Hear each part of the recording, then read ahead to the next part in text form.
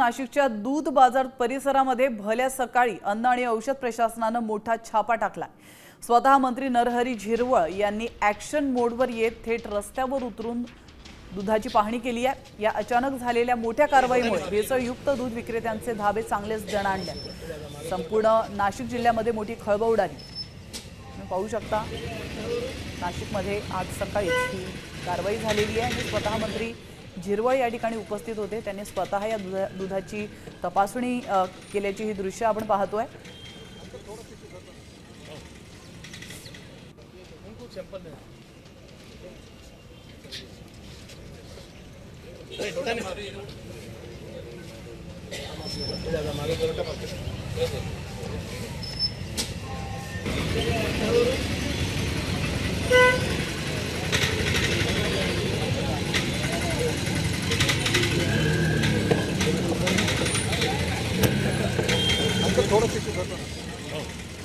याविषयी अधिक माहिती देण्यासाठी आपले प्रतिनिधी अभिजित सोनवणे आपल्यासोबत फोन लाईन वरून जोडले गेलेले आहेत।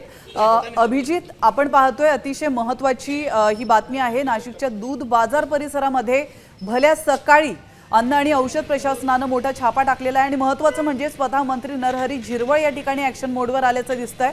काय अधिक माहिती मिळते? प्राची, नाशिकच्या दूध बाजारात हा नाशिकमधला मुख्य दूध बाजार आहे आणि सकाळी या ठिकाणी मोठ्या प्रमाणात दूध गोळा केलं जातं आणि तिथून या दुधाची विक्री केली जाते। त्याच दूध बाजारामध्ये मंत्री नरहरी झिरवळ यांनी अचानकपणे त्या ठिकाणी रेड टाकली आणि त्या ठिकाणी सर्व दूध विक्रेत्यांची पाहणी त्या ठिकाणी करण्यात आली। दुधाचे नमुने देखील घेण्यात आलेले आहेत आणि त्या दुधाच्या नमुन्यांची तपासणी देखील केली जाणार आहे।